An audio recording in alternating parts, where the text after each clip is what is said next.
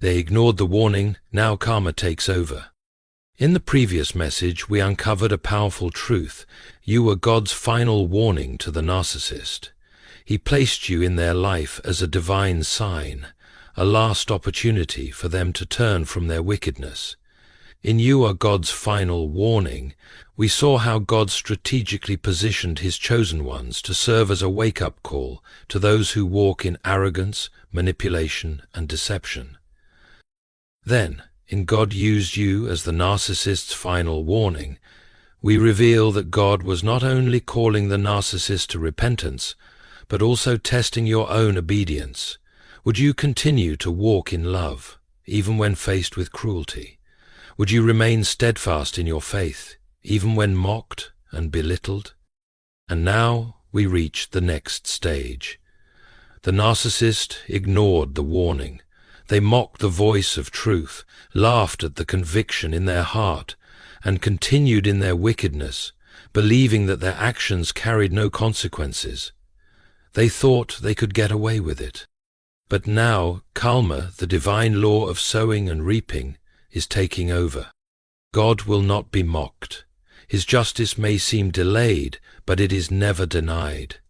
And when the narcissist chooses to mock, manipulate, and destroy, they set a course for their own downfall. This is the moment when what they gave to others returns to them. The pain they inflicted, the deception they spread, the hearts they broke, all of it is coming back full circle. Today we will walk through how and why karma unfolds, what it means for you as God's chosen, and how you must posture yourself as divine justice plays out. If you have ever been mocked, betrayed, or used by a narcissist, this message is for you. Comment below, their mockery was their final mistake. Stay with me until the end, because what's coming next will give you the clarity and peace you've been waiting for. Let's begin. 1. The narcissist thinks they can mock you without consequences, but they are wrong. The narcissist thrives on control. They believe that through manipulation, deception, and psychological warfare, they can shape reality to fit their desires. Their words are weapons, their laughter a tool of destruction, their ridicule a method of stripping others of their confidence and sense of worth. They take pleasure in making you doubt yourself, in watching you shrink under the weight of their scorn. But what they do not realize is that mockery is not power. It is a warning sign of their own downfall. They laugh because they think there is no consequence. They mock because they have convinced themselves that justice is a fantasy, that morality is an illusion, that they can do as they please without ever facing the repercussions of their cruelty. This is the great deception of the narcissist. They mistake the delay of justice for the absence of it. They think that because they have mocked, lied, and manipulated without immediate consequence, they are immune to it. They do not understand that the judgment of God is not always swift, but it is always certain. The arrogant mock me without restraint, but I do not turn from your law. Psalm 119, 52.1. Throughout history, those who mocked righteousness have always met the same fate. Pharaoh laughed at the power of God until his own son was struck down and his empire lay in ruin. Goliath sneered at David, only to fall lifeless at the hands of a boy he considered insignificant. The prophets were ridiculed, spat upon, and silenced, until their words proved true, and those who mocked them were left trembling in terror. Even Jesus Christ, the very Son of God, was clothed in a robe of mockery, crowned with thorns, and beaten while the soldiers laughed, until the sky turned black, the earth shook, and the very ones who had laughed at him realized, too late, that they had condemned the Lord of all creation. This is the pattern of the wicked. They believe that because they hold power for a moment, they will hold it forever. They mistake their temporary victories for eternal triumph. But no one escapes divine justice. The narcissist may build their life on lies, but they will be crushed by the weight of truth. They may speak words of ridicule, but those very words will testify against them. They may believe that they are in control, but God is only letting them play their game until the moment he decides to overturn the board. Do not be deceived, God cannot be mocked. A man reaps what he sows. Galatians 6:7. They thought their laughter was the final word, but what they failed to realize is that mockery does not silence truth. It only amplifies the coming judgment. Their words, their actions, their sneers and their insults have already sealed their fate. What they have sown in arrogance, they will reap in destruction. And when their fall comes, it will be swift, it will be undeniable, and it will be the direct consequence of their own pride. 2. Karma begins to operate the moment they sow evil. The narcissist moves through life as if they are invincible, as if their words and actions carry no lasting weight. They lie, manipulate, ridicule, and humiliate without hesitation, convinced that their ability to deceive will shield them from any form of consequence. They step on others to elevate themselves, speaking falsehoods with ease, sowing discord without a second thought, and mocking without fear. They have convinced themselves that they are beyond the reach of justice, that their cruelty will never return to them. But what they do not understand is that karma, the divine law of sowing and reaping, was set in motion the moment they chose to do evil. The narcissist thrives on the illusion of control. They believe they dictate reality, that their manipulation shapes the world around them, and that as long as they keep spinning their web of deception, they will never be caught. But there is one law they cannot manipulate, one force they cannot outsmart: God's justice. They think they are in control, but in reality they are merely actors in a play they did not write. And the moment they mocked, the moment they ridiculed, the moment they crushed another person beneath their arrogance, they activated a spiritual principle that no one escapes. Do not be deceived. God cannot be mocked. A man reaps what he sows. Galatians 6:7. This law is absolute. It does not bend to human power.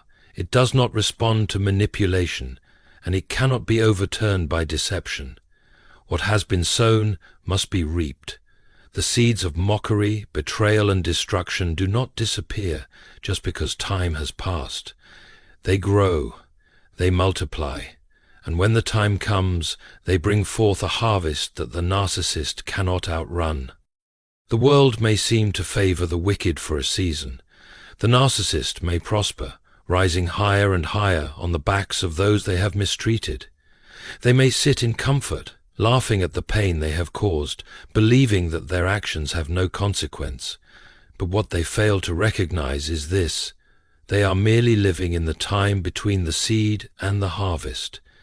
They are mistaking God's patience for permission, misinterpreting the delay of justice as an absence of it. Look at history. Look at the downfall of those who believed they could escape the weight of their own actions. Pharaoh ruled with an iron fist, believing himself to be a god, enslaving the people of Israel, ignoring every warning given to him. He mocked Moses, dismissed the signs, and refused to repent. But the moment he hardened his heart, the judgment of God was set in motion. The plagues fell, his kingdom crumbled, and the very sea he once thought separated him from his enemies became his grave. Haman thought he had won. He orchestrated an evil plot, manipulated those in power, and planned to destroy Mordecai and the Jewish people. He built gallows with his own hands, fully expecting to watch another man hang. But what he did not realize was that the moment he put evil into motion, he sealed his own fate. The very trap he set for others became his own downfall. Nebuchadnezzar exalted himself above all men. He stood upon his kingdom, boasting of his greatness, laughing at the idea that anyone, especially God, could humble him. But at that very moment, judgment struck. He was driven into the wilderness, stripped of everything, crawling on the ground like an animal. His own pride became the weapon of his destruction. The narcissist follows this same pattern. They think they are untouchable, but they do not realize that their downfall is already in motion. They believe they can mock without consequence, but what they fail to see is that their words are not harmless. They are seeds, and those seeds are growing. Every insult they spoke is a harvest waiting to come forth. Every betrayal they committed is a judgment waiting to unfold. Every person they mocked is a witness to the case that is being built against them. There is no escaping it. There is no manipulating their way out of it. No lie can cover up what has already been set into motion. The judgment of God is precise, undeniable, and inescapable. When the time of reaping comes, they will have to face the full weight of everything they have done. And when that moment arrives, when karma strikes and they find themselves drowning in the very suffering they once inflicted, they will reach for mercy. They will seek comfort from the very people they ridiculed. They will ask for understanding from those they humiliated. They will expect kindness from those they crushed. But the time for mercy will have passed. The harvest cannot be reversed. What was sown must be reaped. If you know that no one escapes the seeds they have sown, comment below, "Their harvest is coming." 3. When karma strikes, the narcissist will experience the very pain they caused. The narcissist never believed in consequences. They spent years deceiving, mocking, manipulating, and destroying others, fully convinced that their actions carried no weight.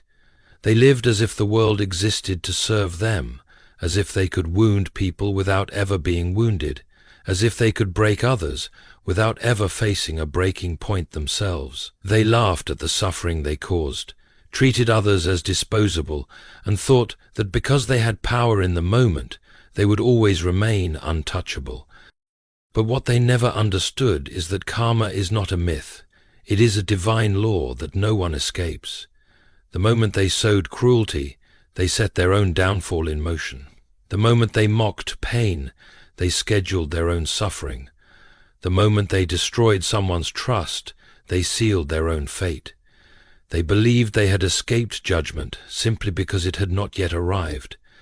But justice delayed is not justice denied. And now their reckoning has come.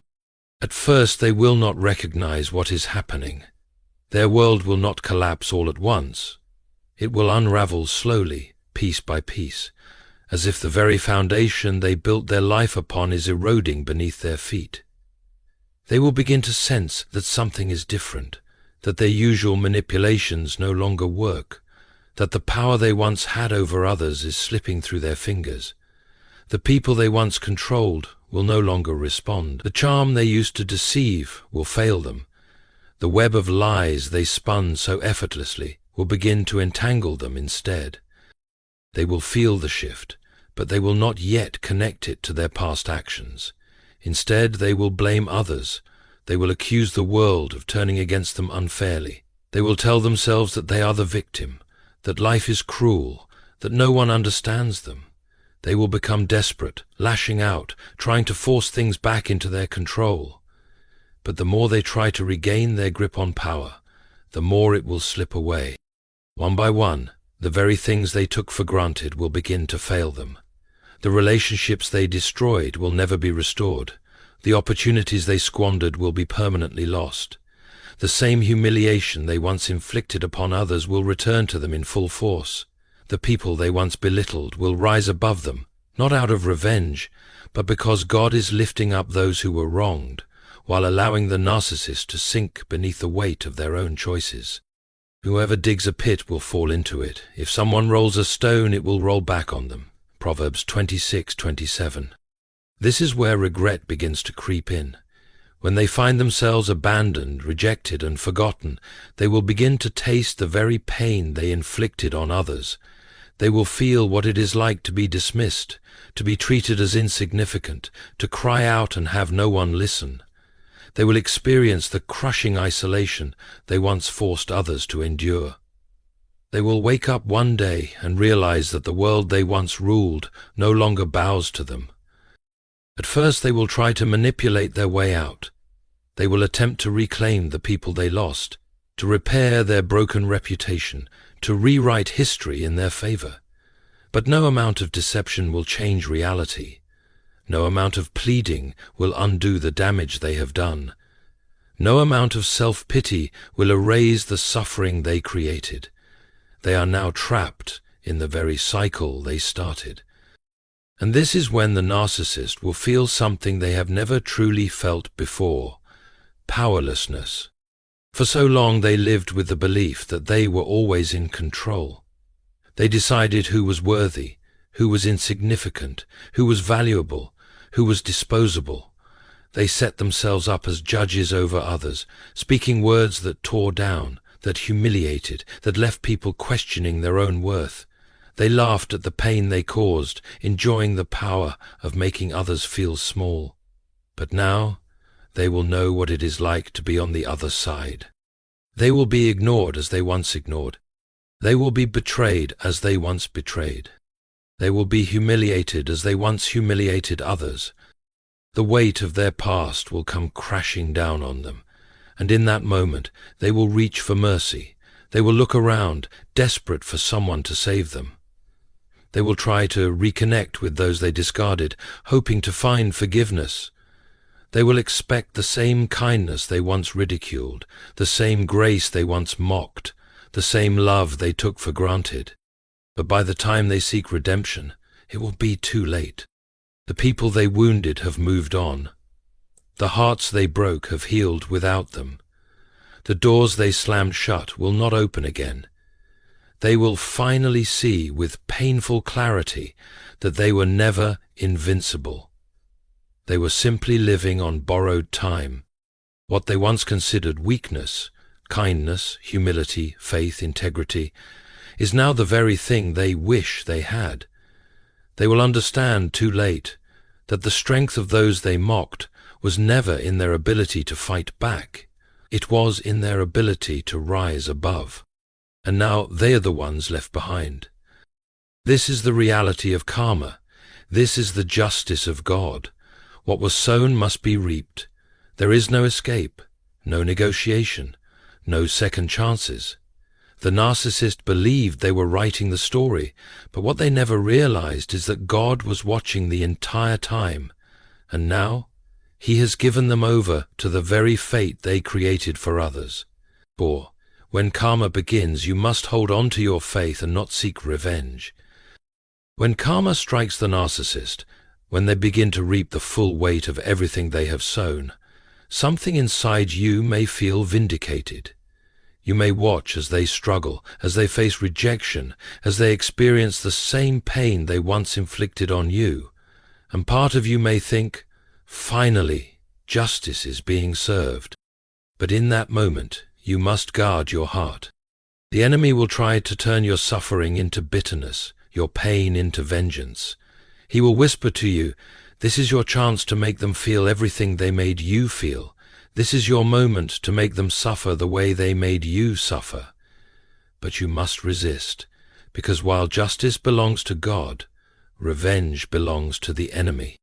Do not repay evil with evil. Leave room for God's wrath. For it is written, vengeance is mine. I will repay, says the Lord. Romans 12:19. God did not allow you to endure this trial just so you could become like them.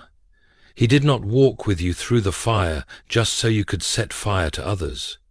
Your purpose is greater than that. Your calling is higher than that. And if you let resentment take root, if you take pleasure in their downfall, you are not walking in victory. You are walking in the very same darkness that tried to consume you. The narcissist never understood mercy, but you do. They never knew how to love, but you do. They never valued truth, but you do. And that is why your response to their karma must be different. You do not have to embrace them. You do not have to welcome them back into your life. But you must release them. The danger of bitterness is that it does not destroy the one who hurt you. It destroys you. It keeps you connected to them. It allows their presence to linger in your spirit, their voice to echo in your mind, their past actions to dictate your future. But when you refuse to retaliate, when you choose instead to move forward in faith, you are cutting that connection forever.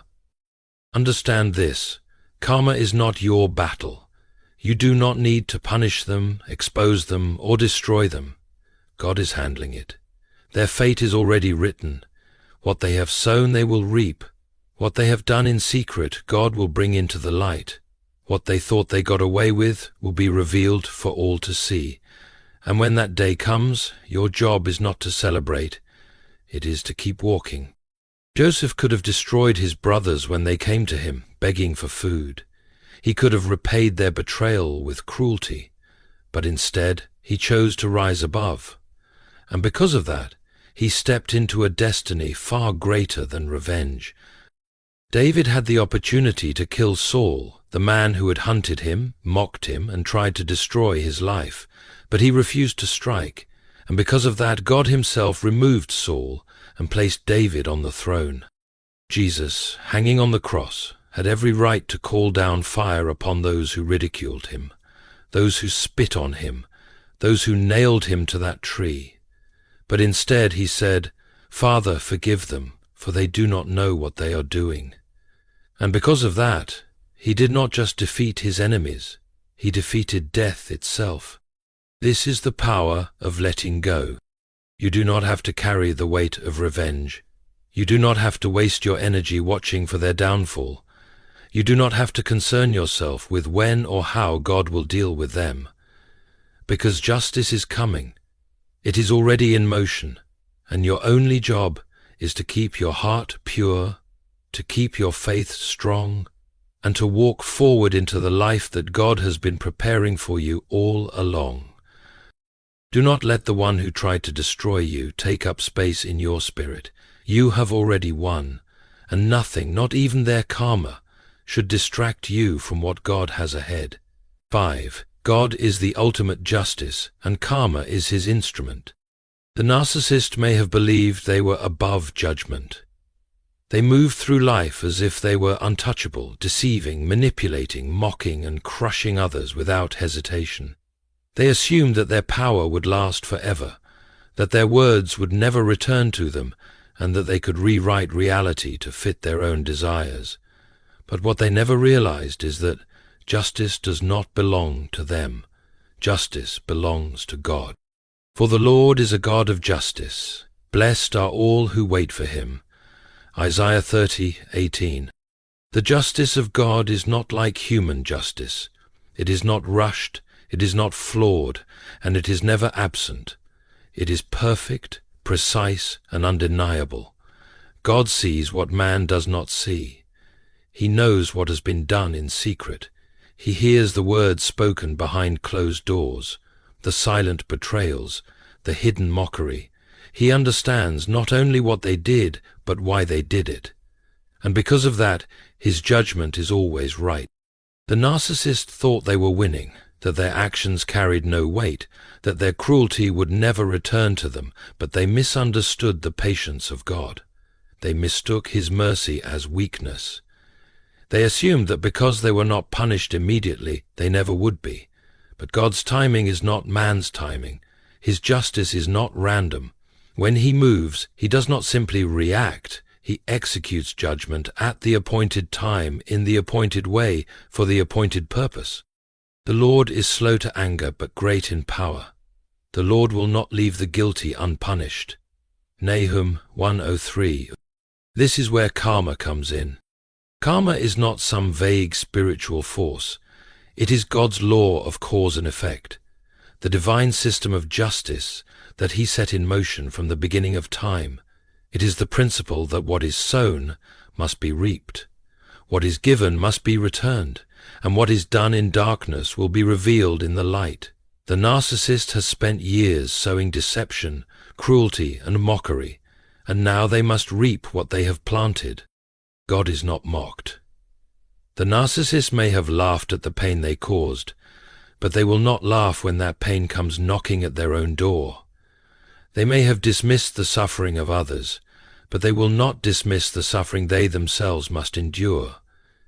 They may have enjoyed watching others struggle, but they will not enjoy the struggle that now falls upon them. This is not coincidence. This is divine law, unfolding exactly as God intended. Look at history. Look at those who stood against righteousness, those who mocked the truth, those who believed they could escape the consequences of their actions. Pharaoh enslaved the Israelites, laughing at Moses, ignoring every warning, hardening his heart against God's command. But when judgment fell, his empire was left in ruins, his own son struck down, and his army drowned beneath the very waters he thought he controlled. Haman plotted the destruction of Mordecai and his people, believing his power would protect him. But the very gallows he built for another man became the instrument of his own execution. Jezebel, who manipulated, deceived, and slaughtered the prophets of God, thought she was invincible, until the very people she ruled turned against her, and she was thrown from a window to her death. These were not random events. This was God's justice. And the narcissist is no different. They have built their life on arrogance, their relationships on deception, their identity on lies, and now everything they have built will turn against them. The wicked man earns deceptive wages, but he who sows righteousness will receive a true reward. Proverbs 11:18. There is no escaping it. No manipulation will undo what has been set into motion. No deception will hide them from the judgment that is already unfolding. They can deny it, they can fight it, they can pretend it isn't happening, but God's law is unbreakable, and the moment they chose to mock righteousness, they triggered their own downfall. And here is the most important truth. This was never about you. The narcissist mocked you, but they were mocking something far greater. They thought they were attacking you, but in reality, they were challenging God himself. They laughed at integrity. They ridiculed kindness. They despised humility. And because of that, they were never just fighting against a person. They were fighting against the very nature of God. This is why you do not need to seek revenge. This is why you do not need to concern yourself with their downfall. Because justice is already in motion, and God himself is handling it. Vengeance is mine, I will repay, says the Lord. Romans 12:19. When you understand this, you are free. Free from resentment, free from anger, free from the burden of trying to make things right on your own. The narcissist has chosen their path, and God has already written their end. And now you must step forward into your future, leaving them to face the fate they created for themselves. God's justice is unfolding. Now walk away. The narcissist believed they were untouchable. They mocked, manipulated, and destroyed without a second thought, convinced that their words carried no weight, that their cruelty would never return to them. They dismissed the warnings, ignored the consequences, and laughed at the idea that their actions would ever catch up to them. But now, karma has arrived. The divine law of sowing and reaping has taken over, and what they thought they had escaped is now standing before them, demanding payment. And you do not need to do anything. You do not need to seek revenge. You do not need to wait for their downfall. You do not need to concern yourself with when or how karma will unfold, because it already is. The moment they chose to mock, the moment they chose to hurt others without remorse, they set their own fate in motion. The Lord is known by his acts of justice. The wicked are ensnared by the work of their hands. Psalm 9:16. Your role is not to stand and watch. Your role is not to celebrate. Your role is to keep walking. The narcissist's downfall is not your victory. Your victory is in the fact that you survived, that you healed, that you refused to become like them. You have been set apart. You have been delivered, and now you must move forward without looking back. Do not let their suffering consume your thoughts. Do not let their judgment steal your joy. Do not let their fate define your future. What happens to them is between them and God. Your only responsibility is to stay in the light, stay in truth, and walk into the life that God has prepared for you. Justice has come, the narcissist has fallen, and now you are free.